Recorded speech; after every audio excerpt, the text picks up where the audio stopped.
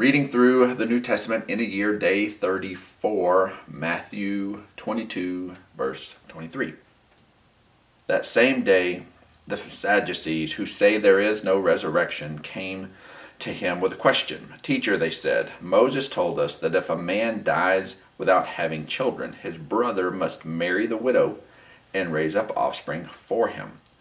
Now there were 7 brothers among us. The first one married and died, and since he had no children, he left his wife to his brother. The same thing happened to the second, and the third, right on down to the 7th.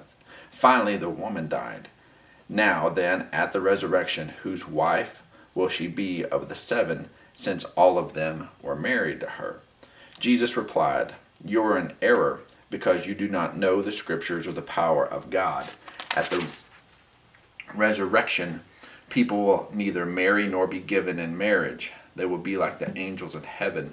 But about the resurrection of the dead, have you not read what God said to you? I am the God of Abraham, the God of Isaac, and the God of Jacob. He is not the God of the dead, but of the living.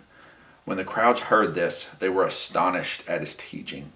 Hearing that Jesus had silenced the Sadducees, the Pharisees got together. One of them, an expert in the law, tested him with this question, Teacher, which is the greatest commandment in the law?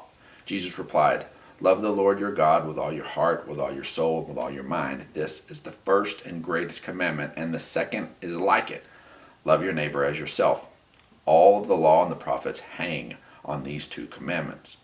And while the Pharisees were gathered together, Jesus asked them, What do you think about the Messiah? Whose son is he? The son of David, they replied. And he said to them, How is it then that David, speaking by the Spirit, calls him Lord? For he says, The Lord said to my Lord, Sit at my right hand until I put your enemies under your feet. If then David calls him Lord, how can he be his son? And no one could say a word in reply. And from that day on, no one dared to ask him any more questions.